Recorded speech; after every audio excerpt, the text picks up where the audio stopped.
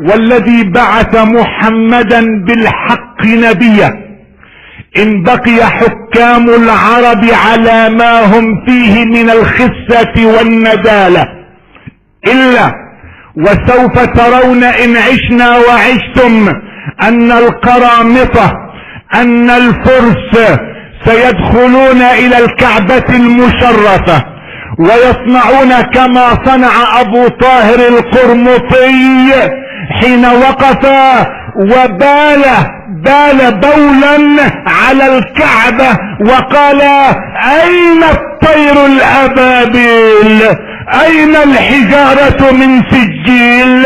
وقتل 30,000 من الرجال والنساء والشيوخ والاطفال، ثم وقف والدم يقطر من سيفه وقال: لمن الملك اليوم؟ لمن الملك اليوم؟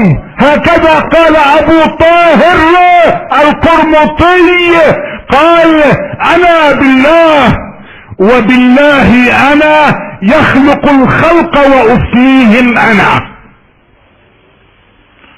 والذي بعث محمدا بالحق نبيا ان لم يستيقظ حكام العرب على ما يجري لاهل الكتاب والسنة في المشرقين والمغربين الا وترون الحجر الاسود كما حصل في 317 للهجرة قد خلع واخذ الى دلمونت